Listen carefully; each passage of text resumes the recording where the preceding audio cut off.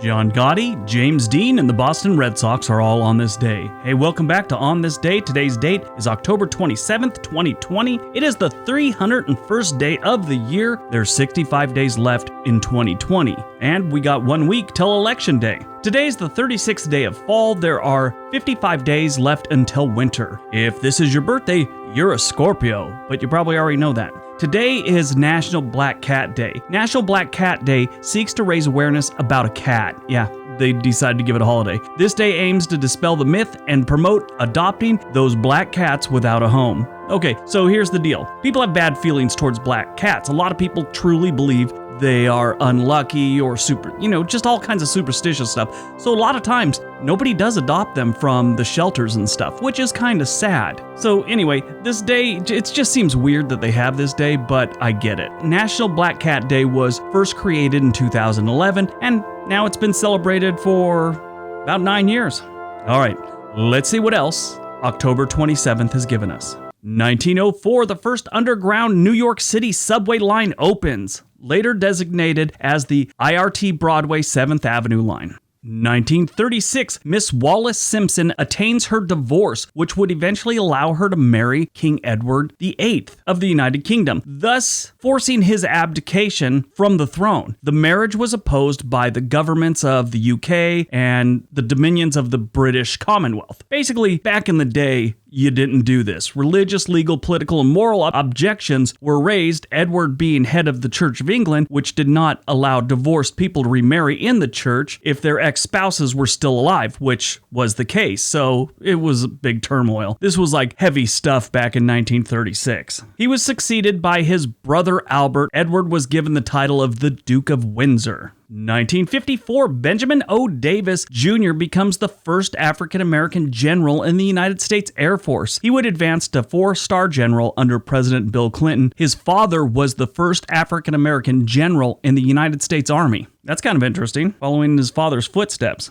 1961, NASA tests the first Saturn I rocket. The Saturn I booster was a huge increase in size and power over anything previously launched. It was 3 times taller, required 6 times more fuel, and produced 10 times more thrust than the Jupiter C rocket. Despite a couple of delays due to bad weather, the rocket was launched only 1 hour behind schedule. The engineers at the time only gave it a 75% chance of actually getting off the ground and only 30% chance of completing a normal flight. However, in the end, the takeoff was nearly perfect and the flight lasted just as long as it was supposed to. 1962, Major Rudolph Anderson of the United States Air Force becomes the only direct human casualty of the Cuban Missile Crisis when his U-2 reconnaissance plane is shot down over Cuba by a Soviet-supplied surface-to-air missile. If you don't know, this was a confrontation between the U.S. and the Soviet Union initiated by Soviet ballistic missiles being deployed in Cuba. The confrontation is often considered the closest the Cold War ever got to becoming an actual nuclear war, or actually just a war. My dad was in the Cuban Missile Crisis. He was a radar guy on one of the aircraft carriers. 1964, Ronald Reagan delivers a speech on behalf of the Republican candidate for president, Barry Goldwater. He lost. The speech launches his political career and comes to be known as a time of choosing. To this day, the speech is considered one of the most effective ever made on behalf of a candidate. Reagan was later dubbed the Great Communicator. That guy knew how to communicate with everyone. Maybe it was his acting abilities, maybe it was just how he was, but that man knew how to talk. They say that was his biggest skill. 1971, the Democratic Republic of the Congo is renamed Zaire. 1992, the United States Navy radioman Alan R. Schneidler Jr. is murdered by shipmate Terry M. Havili for being gay. One thing leads to another, and the U.S. military adopts the don't ask, don't tell policy. Back in the day, you could ask someone that, like a sergeant or whoever was in charge, could ask you if you're gay. And if you said yes, they could throw you out, kind of. I think they can get rid of you. I don't know if they could legally just say you're out because you're gay, but they had ways of getting rid of you, which is totally screwed up. Don't ask, don't tell policy wasn't the best policy, but it was a step, I guess, in the right direction. Other people have other views on that one. I just view it as it was a step in the right direction. 2004, the Boston Red Sox defeat the St. Louis Cardinals to win their first World Series in 86 years. 86 years, that's a long time.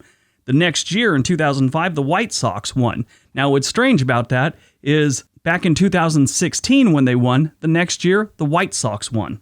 Yeah, And the White Sox didn't win again until 2005. 2018, a coward opens fire on a Pittsburgh synagogue, killing 11 and injuring 6, including 4 police officers. I'm a firm believer that when someone does one of these mass shootings like this, they should never mention his name again without throwing the coward on the front of it. Kind of like the guy who shot Jesse James. They refer to him as the coward such and such. I think that should be just a thing, that their new title is coward. I've always been a big fan of that. I don't know. I doubt it would change much, but I'm sure it'd make the victims feel a little bit better if that's what these people were known as. Movies released on October 27th.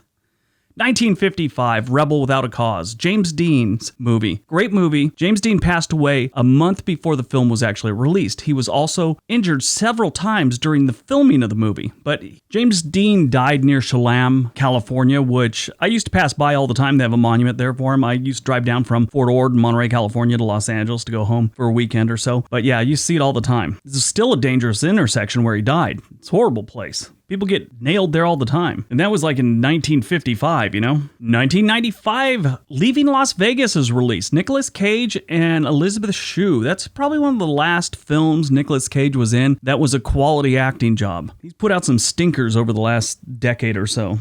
Born on October 27th, 1858, President Theodore Roosevelt, American colonel and politician, the 26th President of the United States, and Nobel Prize winner. 1939, John Cleese, English actor, comedian, screenwriter, and producer. If you don't know who he is, he's one of the people from Monty Python. I grew up on them. Loved them. 1940, John Gotti is born, American mob boss, died in prison in 2002.